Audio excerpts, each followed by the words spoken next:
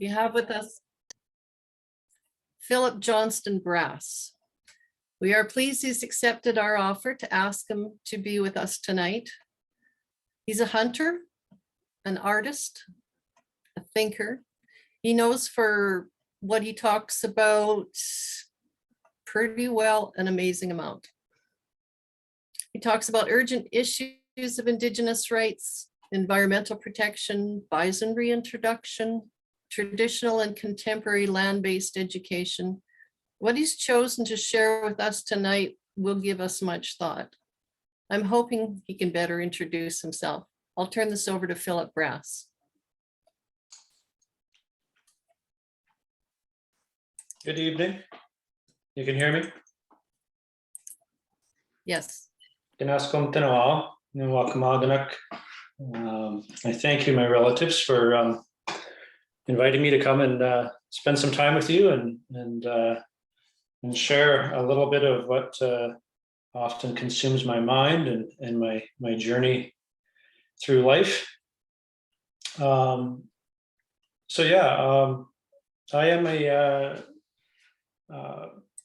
hunter and an artist. I'm also, I guess, some people might describe in English as a ceremony man, as a pipe carrier and a lodge carrier here in Treaty 4. I'm from Papikasis, Cree Nation. A lot of my relatives also originally came from the Key Reserve north of Kamsack. I guess I'd like to first speak a little bit about land acknowledgements, as we're talking about these efforts around reconciliation and creating understanding and a shift in worldview, and also even just getting our language right and correct as we endeavor to re-educate ourselves here in this Canadian society. Because we know that there's been a lot of purposeful miseducation, and I think we're all struggling today to reach for truth. So, like, first of all, I think just to address the when we talk about a land acknowledgement in the modern context here in Treaty 4 territory, I think it's vitally important that we acknowledge the 3 Indigenous nations that are signatory to treaty. And that is the Nakota Nation, the Nehio Nation, and the Anishinaabe Nation. Those also translate to, Nehio is Cree. Everybody knows that Nakota is Nakota. Often be familiar with Carry the Kettle Band, not far from Regina, the Indian Head. And Anishinaabe is Soto.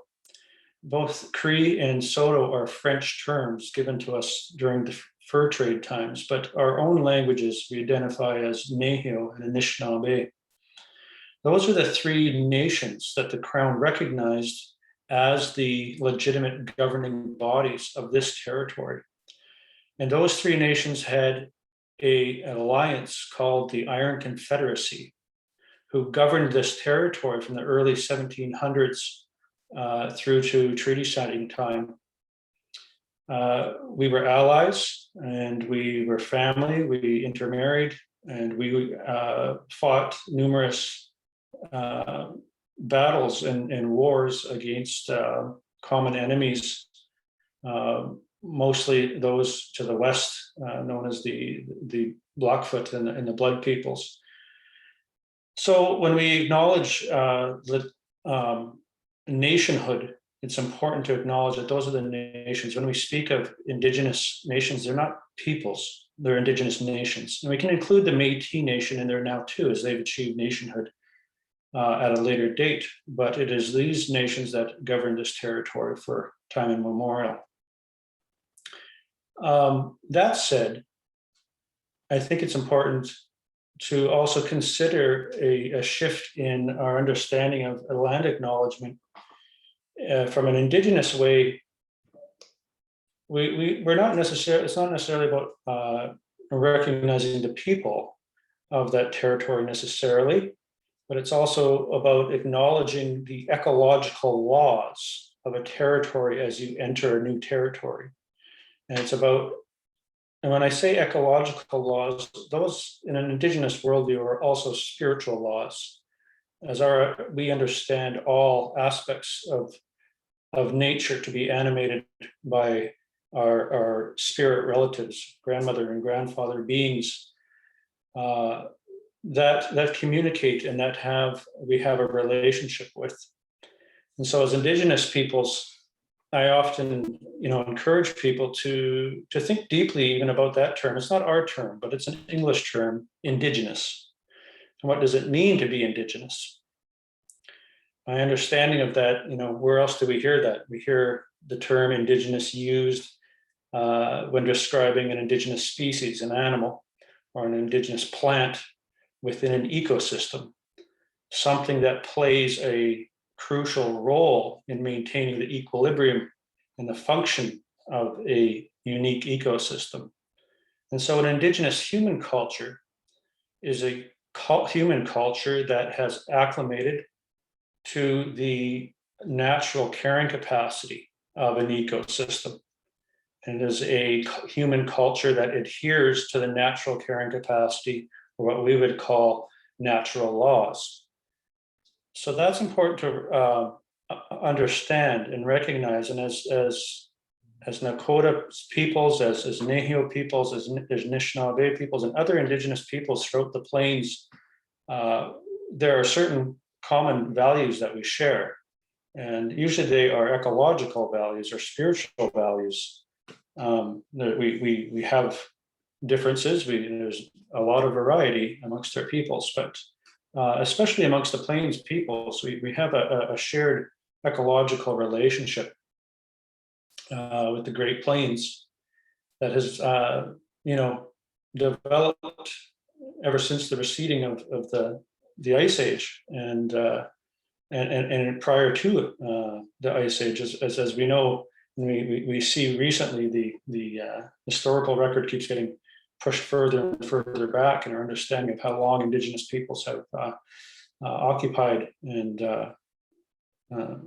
North America. But I guess what I'm trying to describe, is a spiritual way of life and prayer, of walking very humbly upon the earth. In Naheo, in the Cree language, we say, Gigawi now a ski, or Mother Earth. And we have a common term that we hear often, and you might even see it on posters, and Cree posters, and in language classes or in any sort of Cree language books, and that's the term Mio Pematsuin or Mio Pematisuin, which is often, we get lazy in our translations, and sometimes we just say, "Oh, it means a good life, a good life." But what I love about the Cree language or Nehewin is that our words are like sentences. They're long and they're very descriptive, and there's several words squished together to convey a concept. And that term Miopamatsuin, some of you might be familiar with Meewasin Park in Saskatoon. That Mio is good, it's good. But the root of Pimatisuin is Pimote, which is to walk. And to me that, conveys our ancestors' understanding of the importance of walking, and walking a life on the prairie, and walking a way of life into being. Because when I think about Indigenous plains peoples, we're walkers, we're prairie walkers who were mobile, and for most of our time here without the horse. We were really actually dog people. We had the dog by our side for thousands of years. But we walked the prairie and came to know the prairie grasslands of North America very, very intimately. And we often described ourselves as buffalo chasers. I remember, and I have to, I have to be cautious how I speak about these things, because some of this knowledge that I sometimes have rolling around in me.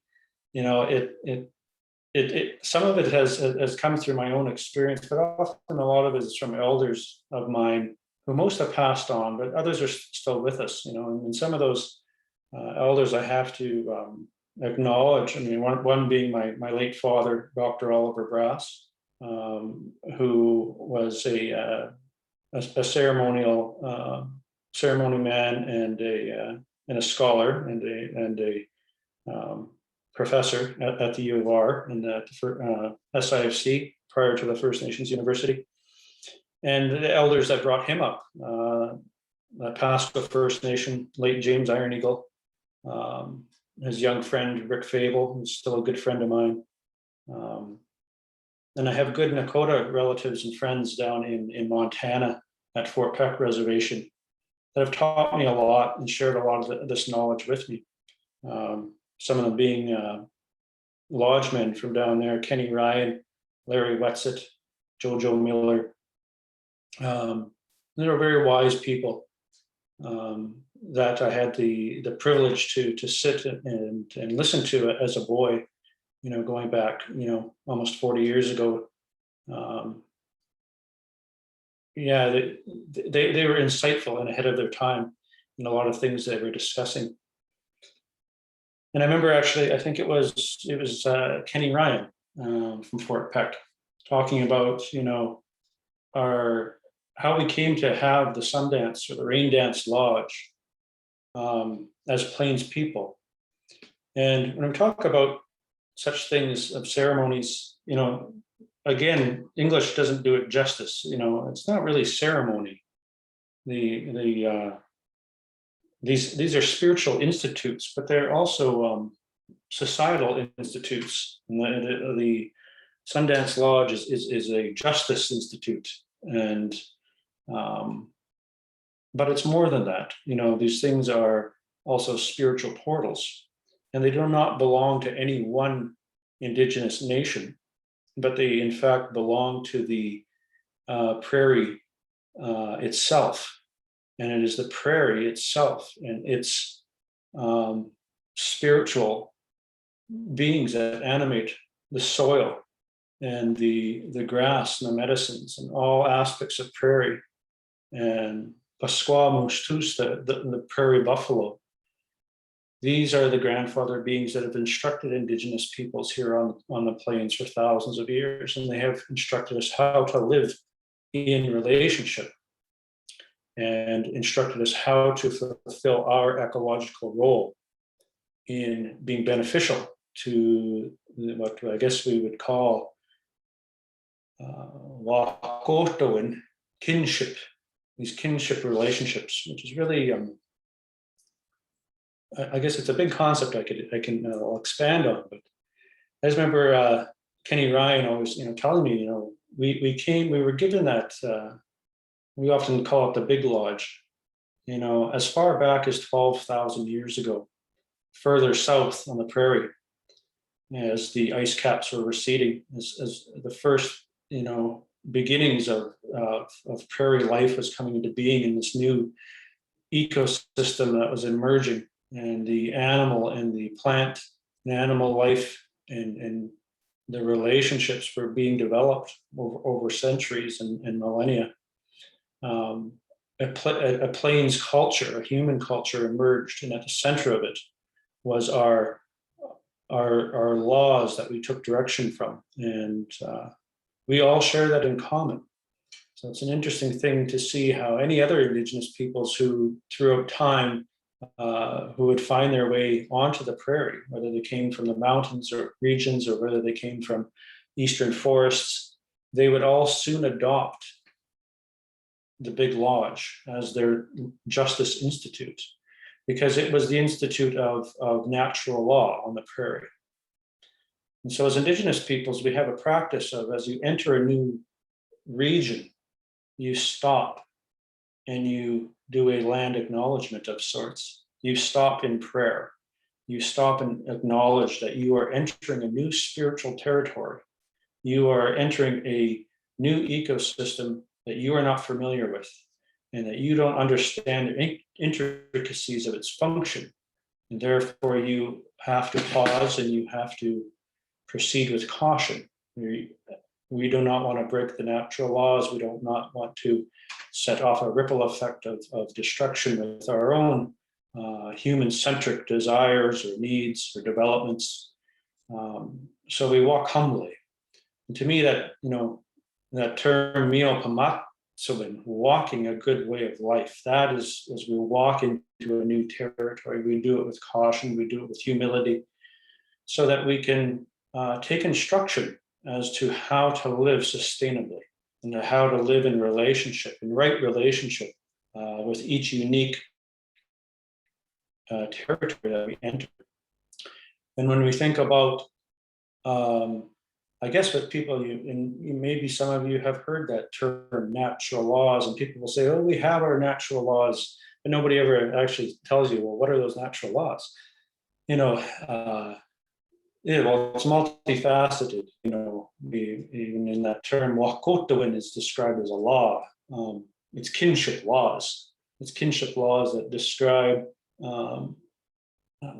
family and social protocols and expectations and roles, in human relationships, but also in our other than human relationships. So, wakotawin can be from everything from, how we would address our mother-in-law, or how you would speak to your brother-in-law. What are the social protocols and what's inappropriate and so forth, and how we conduct ourselves socially and within the collective family or tribe, if you will. But deeper than that is as we understand Wakoto, and it's coming to understand our role as human beings in amongst all of our relations. All my relations, all of the life in the territory that we inhabit. And so being highly observant of the function and the relationships in the ecosystem. This is indigenous living. This is the indigenous way of knowing. It was more scientifically observant than Europeans were when we first were encountered by Europeans entering our territories. Our way of life was very observant of the natural carrying capacity and understanding what is the relationship between the different species, between different plants and different animals, between predator and prey, and understanding that there is a delicate balance to maintain and that we would have to insert ourselves in that family system and to walk a good life. We were there to benefit it, to help it thrive. And a common role that Plains Indigenous peoples developed was to become buffalo chasers. And as buffalo chasers, over the course of millennia, of course, we walked always in pursuit of our relative. And by doing so, we assisted in the movement of moving those massive herds of, some people just say it was 60 to 80 million buffalo on the prairie prior to contact with Europeans, and millions of indigenous peoples as well, higher numbers than we are even today. And it was by doing that, by pursuing the buffalo. I remember Kenny Ryan describing it. He says, like the buffalo was our tour guide. By following the buffalo showed us everything good on the prairie, where to find clean water, where to find good medicines. And we observed their social structure of their herds. And we mimicked a lot of our own family structures after that of the family structures of buffalo herds. This way of life brought into being the rich and diverse prairie ecosystem over time, because of course, as we know, the buffalo, there is no replacement for the buffalo. in its way, an ability to graze prairie grasses in a way that create ever denser and deeper rooted, diverse prairie plants that in time, in its emergence, provided another even larger purpose and role in the kinship system, Wahkotoan, where the prairie itself was a massive carbon sink for the entirety of the planet. And so from everything from the microbial level and the kinship systems of the little things in the water, the little things in the soil, to us as human beings, to playing our role, created an inhabitable planet. And so when we reflect upon now today what has been lost due to settler colonialism in our territories and throughout the world, it's apocalyptic in scale, and therefore efforts of reconciliation, I believe we still yet to comprehend just how massive of a power and paradigm shift that's going to require. And not only for the benefit of Indigenous peoples, but for hopefully the benefit of all of our relations, not our human children, but all of our plant and animal relatives going forward. So I think about, I get, a great privilege to be able to work in schools here today in the Prairie Valley School Division with the Tribal Council schools here at Fort Capel. And then I also get to work in conservation, working closely with the Nature Conservancy over the last 3 or 4 years, mostly working in efforts of bison herd development and assisting First Nation communities in developing their own herds, and also just doing, workshops such as this with staff, whether it be school staff, administrators, or Nature Conservancy staff, and others.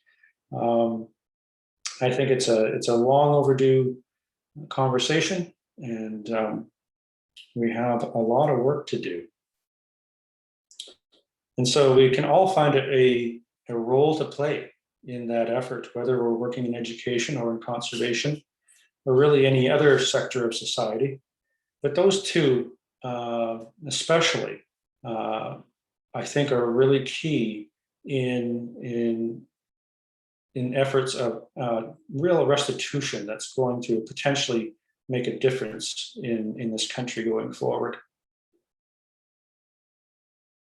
And also in hopes to raise a generation, I guess, who will be able to relinquish power and explore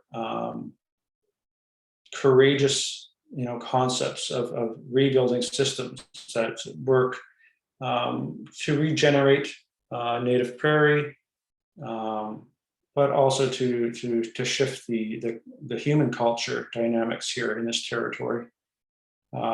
It's going to take time. There's a great term I like from what's his name, Dr. Daniel Wildcat. I think he's at Haskell Indian College in Oklahoma, but he's got this great term called indigenuity. And I often think about that in imagining, what is it? What are the solutions that are unique for this place in which we live, and how do all prairie people, no matter where our background comes from, as we are all here living and benefiting from this place that has been so misused and so damaged. As we know, it's one of the most altered ecosystems anywhere, with as little as 15% of native prairie left in very small, disjointed little parcels of land that we continue to lose. Um,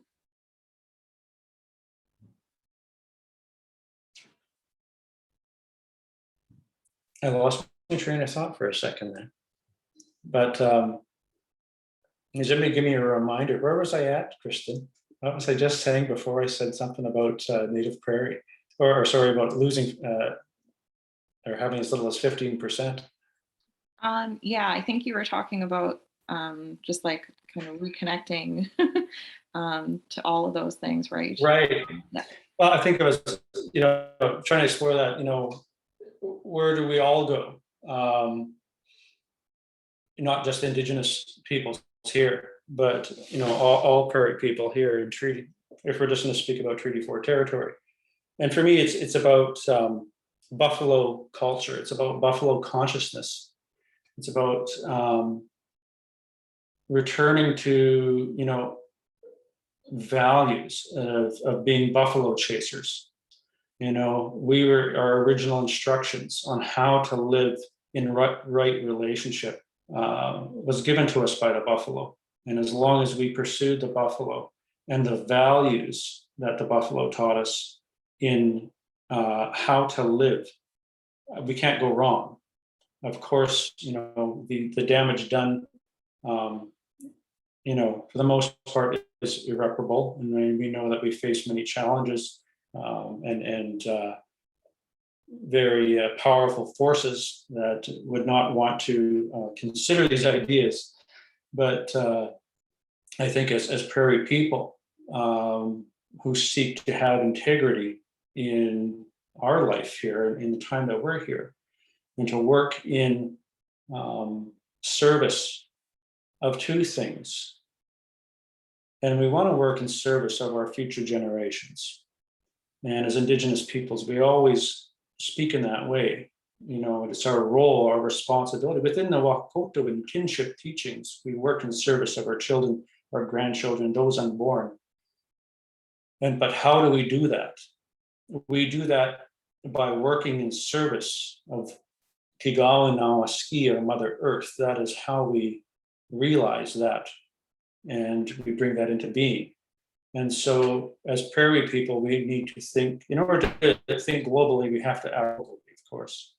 And so, we need to understand the importance of prairie life, what that means for the life of the planet, and what that means for the life of, certainly for Indigenous peoples here.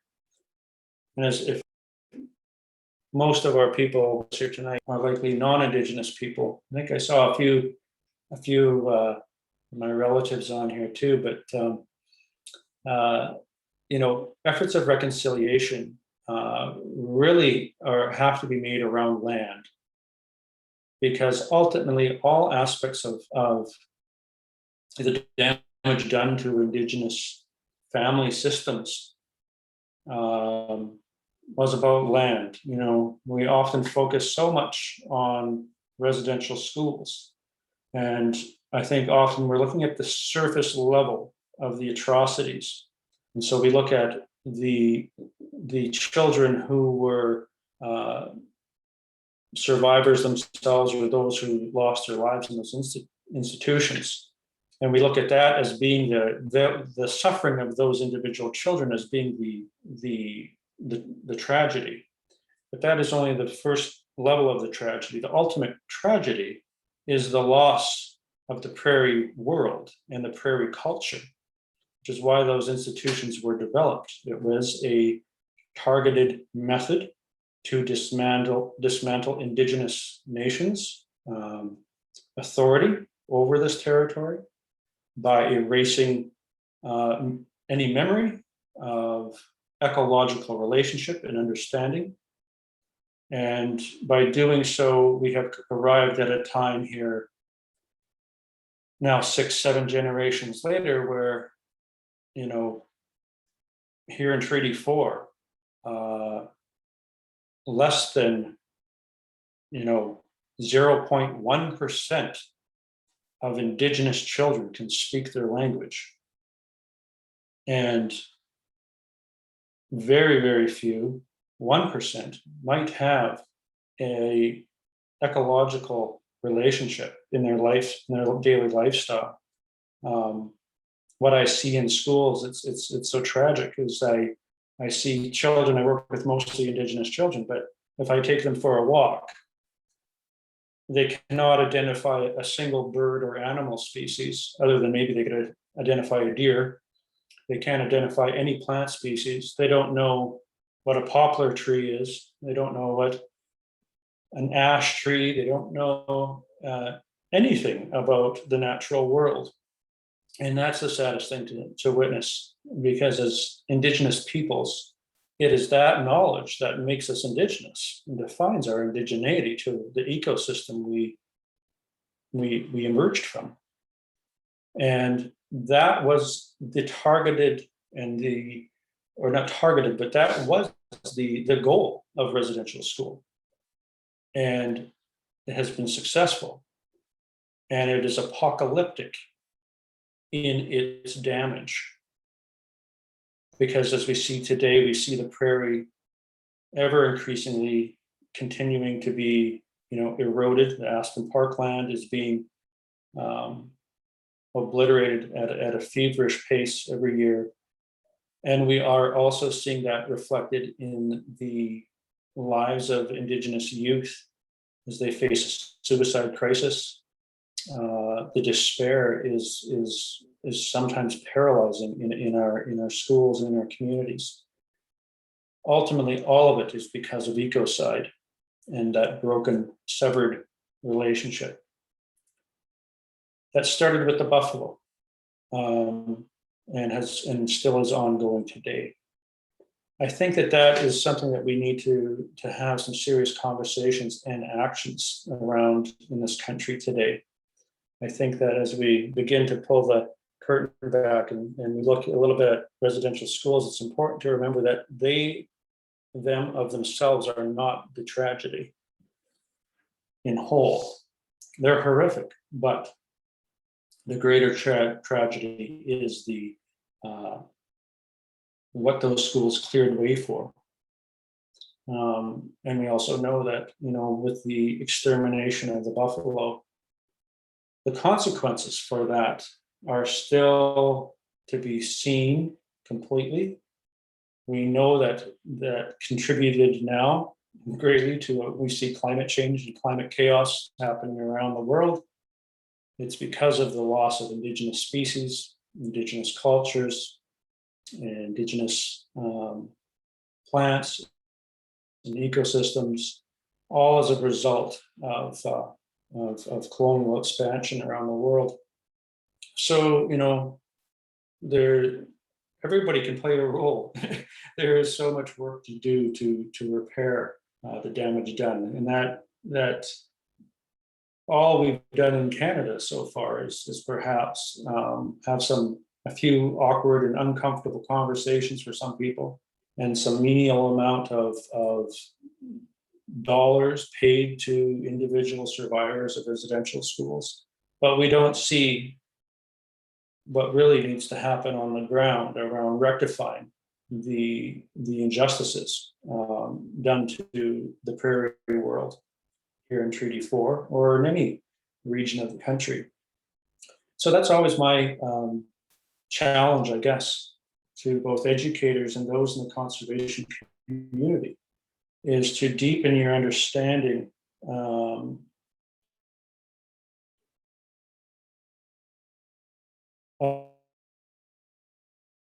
of damage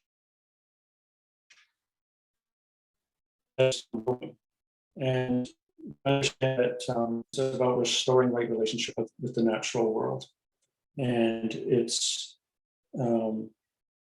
reparations are to be made to the future generations, not those just of the past or those we are losing quickly, but their grandchildren, their great grandchildren, and that it has to take place in all sectors of our society. So I'll leave it with that, and I look forward to your guys' questions. I don't know how long I've spoken for. Maybe I haven't spoken very long. We can definitely open it up to questions. And I'll just stop the recording then, so but they won't be recorded.